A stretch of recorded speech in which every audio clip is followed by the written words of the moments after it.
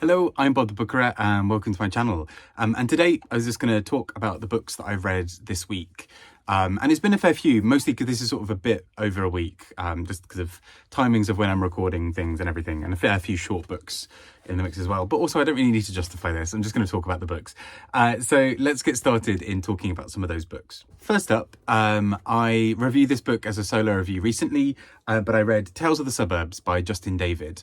And this is a short book, but a really beautiful one, especially in terms of the dialogue and the rich sort of warmth of the characters.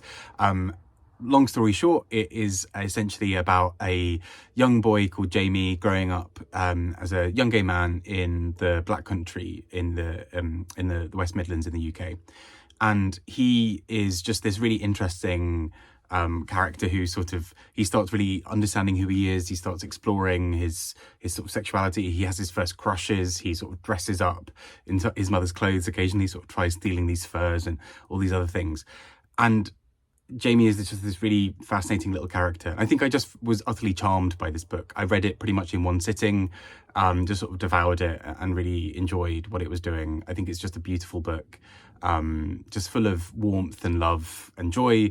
And when I spoke to Justin for like an interview for his last book, it was just an absolute joy to talk to him about his sort of the world and the characters that that sort of surrounds all of this, and sort of fascinating to get his perspective.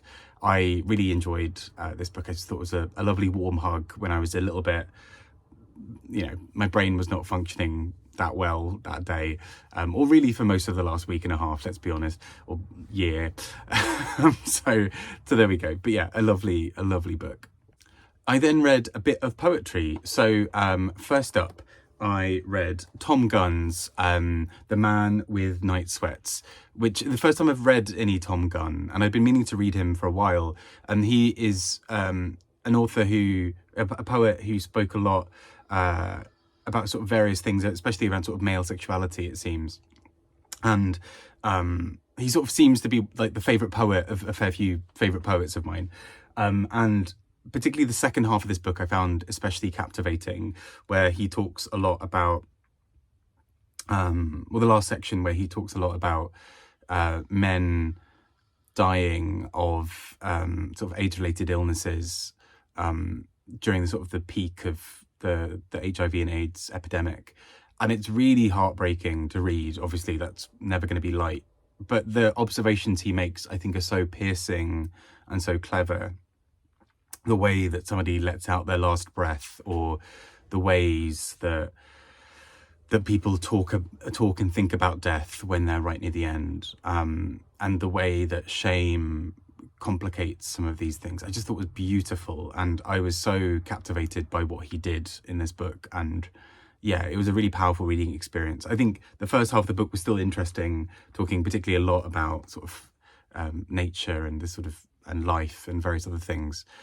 But the second part, the last part of this book, talking about people dying, I just thought was so well handled that it was beautiful and a really lovely discovery for me as well. Next up, I read Akwaeki and Emezi's Content Warning Everything, which is also a poetry collection that deals a lot with various sort of other themes, particularly a lot around family and a lot about creating who you are as a person. So there's a lot in here about sort of death and family and trying to understand where you fit within this world.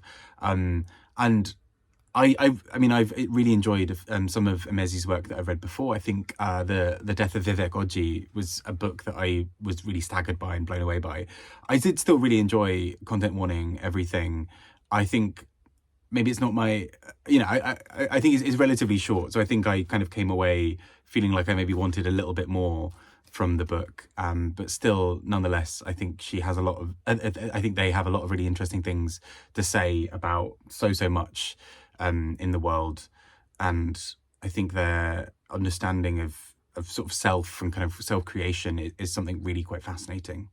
I then read Tempest's Divisible by Itself and One, and I had this as an audiobook where I heard them read it out themselves. And I was fascinated by this. I think Tempest's delivery anyway is incredible. If you've ever listened to their albums or them talking in an interview or even just, or kind of them reading out poems live, they are this creative force that is just constantly bringing out things. I think, the audiobook that I listened to had sort of 45 minutes or so at the end that was an interview with Tempest talking about identity and talking about this book and talking about so many other things. And what I found utterly fascinating about them was the way that they are so excited by so much in the world. They constantly have all these projects on the go at once, whether writing a novel or a play or creating an album or writing poetry or creating a tour for their poetry and music and performing everything. And there was a really interesting discussion in that about performance as well. But I think particularly this collection deals a lot with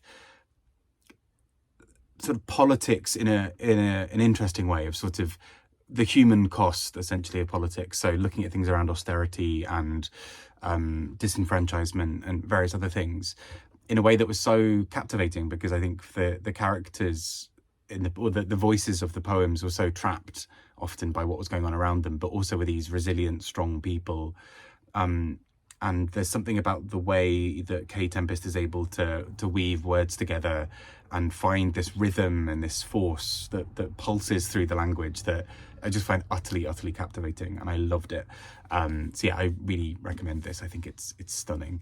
And particularly if you can get the audiobook. I think I got mine through BorrowBox, but if you can get the audiobook and hear Tempest read it, it just adds this extra little element to it as well.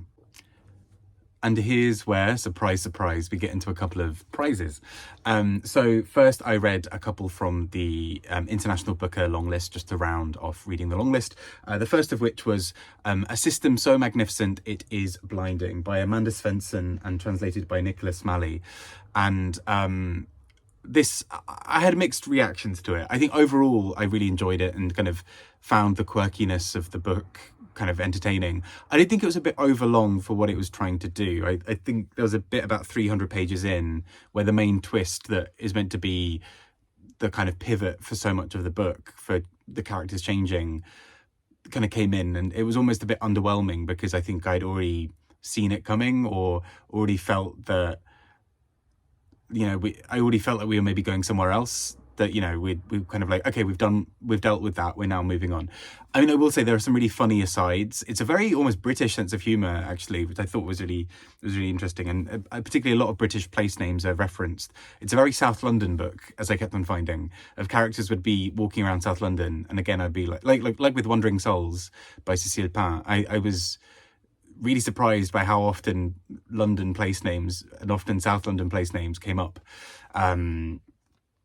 But I think, although I found it a bit overlong for what it was, I did enjoy the overall story. I thought it was this fun romp of these three siblings, all kind of squabbling in a way that siblings sometimes do, but all the while trying to kind of understand themselves a little bit more, even when they feel a bit detached from other things in their lives as well. So an interesting book, just maybe didn't always hit the notes that I thought it would. And I think sometimes the quirkiness of it, for me, felt a little, not necessarily laboured, but I think I would have kind of appreciated those more had the rest of the plot been a little bit zippier. There we go. Next up on the International Booker long list, the final one I read from the long list was While We Were Dreaming by Clemens, Meyer, and translated, when I can find it, by Katy, Derbyshire. And so this book deals a lot with this sort of period just after the Berlin Wall finishes and this sort of group of young men. And although there's a lot where this book kind of goes into some things that feel quite difficult to stomach, these sort of young boys talking in certain ways about women or living these very strange lives. There's something very compelling about the voice of this that felt very much like the author was aware of that this was sort of very much letting these young men talk how they would probably talk. They kind of have this constant thing about, like, oh, well, yeah, I did this, and they're sort of bragging and all of these other things. But all of that really masks a lot of what is going on around them, that these young men are terrified, and that so much of the rest of the world around them is changing at this rapid pace. And there they are as teenagers, where they're going through rapid changes constantly. So the whole world is sort of just up in smoke and is in flux and everything. And so I found it really compelling and interesting as a book. Despite 500 pages, it's sometimes difficult to keep attention for that long. But I thought that the book handled that really well, and was very interesting in the meantime. So yeah, a book again that, although I can see to some degree why it didn't make the book a shortlist, I think it could have also just been a strong book on that list as well, and was an interesting read. And last but not least, on the Women's Prize shortlist, Laline Paull's Pod. And this is a weird book in many ways. It's about dolphins and other sea creatures, and whereas on the surface that seems a bit weird, particularly that we're going to be living inside their heads for the duration of the book, I actually thought it delivered on some of that fairly well. I was not sold, I will say. The first 50 to 100 pages, I was just sort of rolling my eyes, being like, what is this doing? And I eventually kind of just gave in to how it was approaching it, because I thought eventually, even if I didn't, I sometimes struggle with books where you're meant to be inside the head of an animal, because I think sometimes it can feel almost like the author's put on a weird accent, and it's like, ooh, I'm a dog now, woof woof. It's very like, it doesn't always feel particularly authentic. But I think actually what this book does really well is takes that idea and sort of hams up some of the absurdity of it, but also makes a really poignant point about ecological decay and destruction, and particularly, there's a dolphin at one point that is trained to do certain things by humans, and I actually found the story of that dolphin particularly compelling in the way that it looks at how humans sometimes have trained animals to do destruction, to kind of destroy their own habitats or cause destruction in other ways, without really as much of a thought for the animal themselves. So I thought there was a lot that was really well handled in this. Not my favourite necessarily so far from the shortlist, but I think a strong book in its own right, and not particularly what I was expecting, but yeah, really enjoyable for all of its weird and wonderful ways. And that takes us to the end of all the books that I've read this week. And so I hope you are having a good reading week. I hope your brain is doing a little bit better than mine is today, and just generally. I hope you've had a good week. Take care and speak to you all soon. Bye-bye.